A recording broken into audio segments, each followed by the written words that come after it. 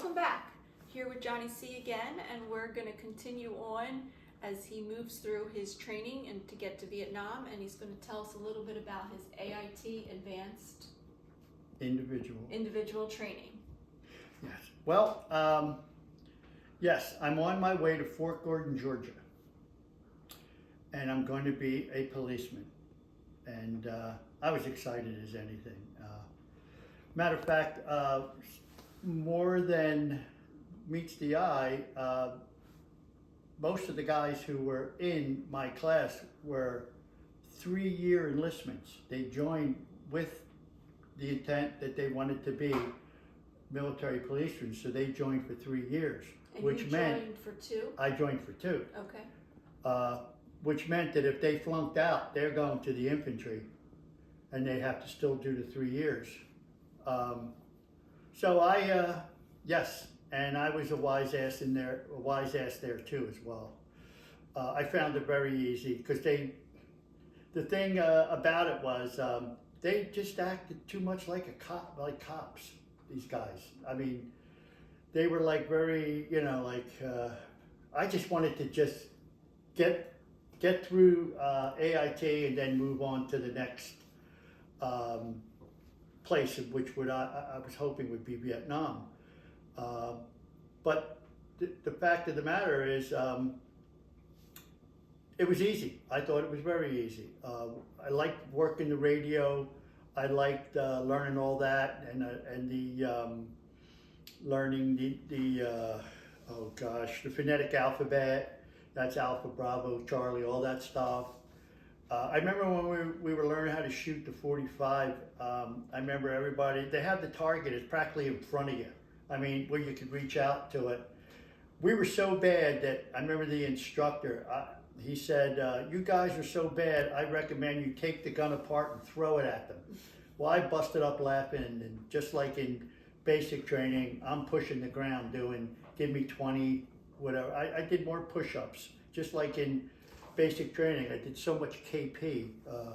But anyway, I found it pretty easy. I met some really neat guys. I remember when we took the physical proficiency test again, I was just running right through it. And I come up to one of the last obstacles, which was this obstacle course, serpentine thing. You ran around. And I ran through it. I zipped right through it. And I remember this lieutenant said, "You missed that one, Crowley, go back." And I went, "I didn't miss anything." I said, "I went right through it." "I'm telling you to go back." Well, he never liked me, this guy. And I guess me being a wise ass, I guess I can understand that. But I did do that obstacle. And then I popped out a curse word, which if it wasn't for the sergeant being there, who after a while started to not like me, but he knew that, he was fair, that I did do it. And he tried to tell the lieutenant that, but the lieutenant said, no, he missed it. So subsequently, I didn't get another 500, but I did do it. But yeah, I went through there, and it was just doing cop stuff, learning how to subdue someone, In the military, you're not under arrest, you're under apprehension. And I kept getting that wrong when I would go through doing these different scenarios. I'd be telling the people you're under arrest, and they'd yell at me and tell me, "Do 20, drop down, give me 20. It's apprehension, Crowley, apprehension." I'm thinking, oh geez, what's the difference, But you had to use the right jargon, you had to use the right lingo and stuff like that. But yeah, it was a good school. I mean, it was basically common sense. What to do, how to approach people. And I learned all that from growing up in the streets, how to read people and stuff like that. So AIT was very easy. But in the interim, when I was in basic, I remember they took us to a field, and we were all sitting there. Next thing you know, I see people exiting an airplane, and they're parachuting down, and they landed right in front of us. And I jumped up and I went, I want to do that. So I signed up for jump school. So when I finished AIT, I got orders to go to Fort Benning, Georgia for jump school, which okay. I didn't think they were going to give it to me, but I was excited about that because I thought, geez, I go to Vietnam, I'm going to be a military policeman, jump qualified, Boy, when I come back to Philadelphia to be a policeman, oh my gosh, they're going to definitely want me. But that's another story. I guess, did that turn out so well? No, it didn't. But I can talk about that later on. But the next thing you know, I'm on my way to Benning, and I had never been in an airplane.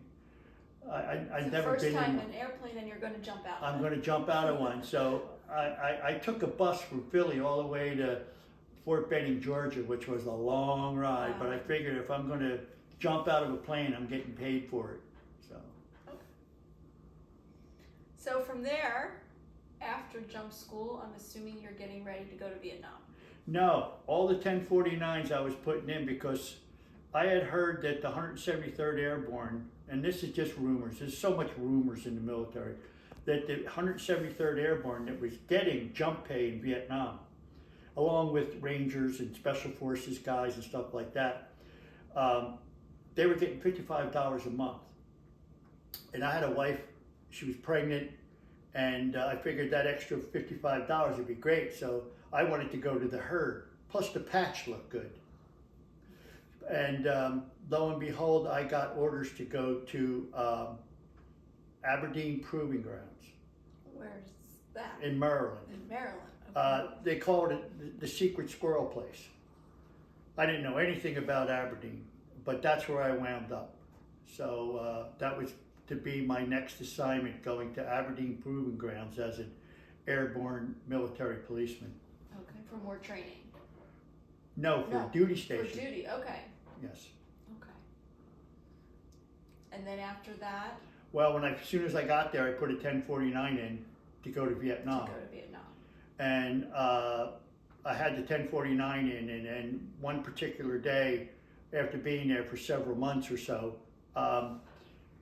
a child was run over out on the main road, and we were told at guard mount that anybody coming up that road exceeding the speed limit, you pull them over and you give them a ticket. Well, it just so happened that a colonel, bird colonel, was coming up that road. They were flying up the road. I didn't know it was a bird colonel until he got real close and I could see flags. So I didn't know whether it was a colonel, a general, whoever. So there I am in a 6-cylinder, three on the column stick Chevy or Rambler or whatever it was, going after this car. Finally, we pulled it over, and I asked the driver information and stuff, and I asked him where he was going, this, that, whatever, and this colonel was giving me a hard time, and I said, "Sir, you know that you were doing," he goes, "I don't care, blah, blah, blah, don't you know, you don't stop." I said, "Sir, the ticket is going to be given to you, sir. You're the senior man in the car. He doesn't get it. You're supposed to tell him." Well, next thing you know, one of the guys pulls up who was a ranger in Vietnam, but they put him in our unit because he only had X amount of months to go, and then he was getting out. Well, he wanted to beat the colonel up. It was crazy. It was insane, because as soon as you deal with an officer, you're supposed to call in for an officer to take control of the situation, which I did. But this guy showed up, who was a great guy. He was a great guy. And lo and behold, what do? Next thing I know, I'm on my way to Korea.